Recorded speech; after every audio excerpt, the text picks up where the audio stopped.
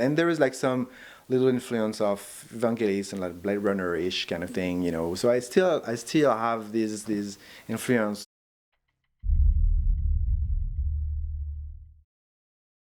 But a lot of people were saying, in terms of changing, like Trent Reznor, specifically because he did a collaboration with David Bowie, 9 Inch Nails, you know, Trent Reznor, and then he was saying he was amazed because he was scared to change, to evolve, because you're scared of losing your fan base. Oh, totally. You know, oh yeah, at this point, yeah. You know, so, but then he was looking up to Bowie, who was like, I'm just going to change whenever I want to. All right. You know, it's like, so how do you see that as a composer, like working on projects? Like, do you see your style changing at all? Or? So, are you consciously doing it, unconsciously? I think I have something that's like a main line that is still me, whatever the style or my evolution. I think I listen less other people. I think back in the days I was like listening a lot of John Williams, a lot of, you know, Charlie Parker, a lot of Pink Floyd, or a lot of whatever. And then I was like starting making something after having listened that. So of course. It was like clearly influence, and you can notice the influence right away. But after years and me evolving unconsciously, I think at some point I just realized that hey, I don't listen to those guys anymore, or less people and less and less. And I don't know. Maybe it's just like I'm not saying I'm developing my own style. It's just not that. But I think I just learned from these guys a lot, and I kind of kept all this marinade of notes and styles and ideas, and I don't know, maybe it's just like filtering through that and through me, and it's like and I try to be more myself, but you know, of course I still have like influences, you know, like since I'm working for Magic Leap, like for making the music for the operating system, and I think the welcome screen is it's kind of a floaty island in a space with an astronaut floating and jumping from islands to islands, and with this big leaper, which is the logo of Magic Leap, in the middle. And it's like, and there's very ambient synth music and stuff like that. And there is like some little influence of Evangelist and like Blade Runner-ish kind of thing, you know. So I still have this influence some at some point, but. I don't know. Maybe because I've learned all these all the, you know, jazz and stuff like that. So I don't hesitate to have a more or less structure stuff. This freedom, you know, like the mix between freedom and so classical and jazz. I think it's still present in my mind, whatever the style I approach. So what I want to do. This is fun. I love this. Yeah. Just like dissecting the evolution of the artist. Yeah. That's almost like a good title for this. That's interesting. Yeah. You know? It's kind of like, because everybody's trying to find their own voice. Like sometimes, like I get intimidated when I say, oh, Slash plays on anybody's album. Yeah. That's Slash. You know it's him, you know? Right. And I'm like, I don't think people will know. I mean, I'm still early. Yeah, me too. I mean, I think it's, at some point, I think when I was younger, I wanted to be John Williams, you know, or Jerry Goldsmith, you know, like every kid, or passionate about someone you want to be that guy. And I think, afterwards is like you, maybe I think it's something totally unconscious. At some point, you just give up. I'll never be John Williams. So you want to be John Williams, but at some point you say, okay, I give up. You know, I'm not going to be that guy. But the overall thing that you've learned and listened to for so many years, that times the number of artists that you will listen to, I think it's like reading a book, you know, like, okay, I read the book of John Williams. That was a great story. And okay, next book, and so on, until you you read all your library books, but it's still there, and you still remember all these part of stories here and there. And I think it's part of your own world. You know, those guys are part of my world, and I think it becomes more unconscious afterwards. It's like when you put hands on your keyboards and having some ideas. There's probably a part of all these guys to mix up, and man, it's a big mess. Which is good. Which is the artist. Which is good. Which is me. You know, like which is whoever. You know.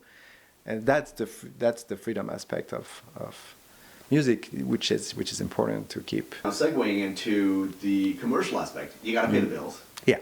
So what's the process of going from, okay, now I'm done with the conservatory. Okay, Now what? I'm done. So let's get starting, right? And talk about the fears as well. 'Cause I quit music big after I went to fears. music school. Yeah. Because I got scared of, Yeah.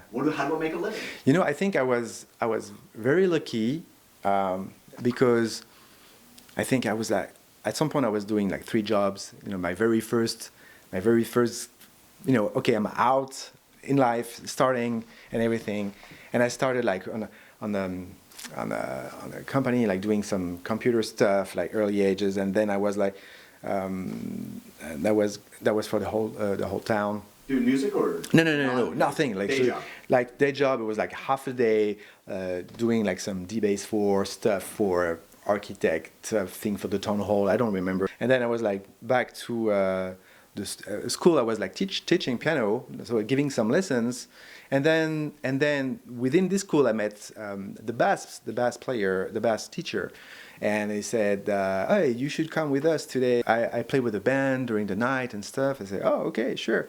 And like jamming a bit with the guys until 5 a.m., you know. But my job, I started at 8. So it was like, you go to sleep 3 hours, get a shower and get back, you know. Do that for a year and a half. Then before, you know, otherwise I'm gonna die. But there was all these things created opportunities around. I met an African guy, and that was my first gig. My first band was African music, but like traditional kind of thing. And I was the only white in the band. And I don't know, maybe they liked some stuff. But then all this, when we were going to Paris to record some stuff, I don't know why. It was like all the people, it's the whole community, you know. So it was like, oh, I've heard about these white guys play like a black. You know, I was like 22 years old or something, you know. So it was like, and they were like, okay, I give you 500 francs at the time. It's like, you come record to my album. So which one song? Say, okay, you know, this kind of. I said, okay, great, okay, next. And that was fun. And we made some tour, you know, south of France, Corsica, this kind of stuff. It was a small band.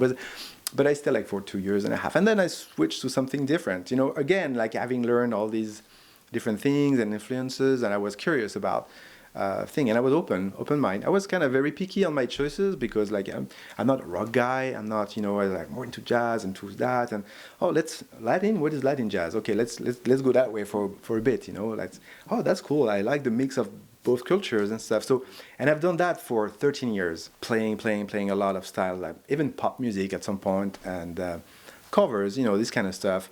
And then until I got another Latin jazz band, and we were kind of arranging pop songs into Latin jazz, so that you could have like I don't know, Lenny Kravitz song, but more like into like Latin way, but like slow. It's different. It's hard to describe, but it was an experience. And I was like touring in Morocco and Europe and stuff. That was pretty cool. But still, meanwhile, I was like trying to get into the industry of television and stuff because I wanted to do film music and stuff. So, and it was really hard because it's a very close market and close industry. In France. And it was in France, yeah, in France, super hard. And but you know, sometimes I had the chance, you know, being somewhere, a party or somewhere I'm playing, and I met someone, and there's it turns out he's a producer for the French TV or whatever. So I was like, hey, you make music? Yeah. Okay, so let's try. Okay, so I got the opportunity to like starting writing for documentaries and stuff, or at the time primetime stuff. It started like that, and then I met a director. And we started collaborating together and like making. And he was more like an art director, like doing like documentaries, but in like poetry. You know, a very very very nice way to make things. Until we got, you know, he started making a film for an artist called Giacomo de Paz, which is a painter sculptor.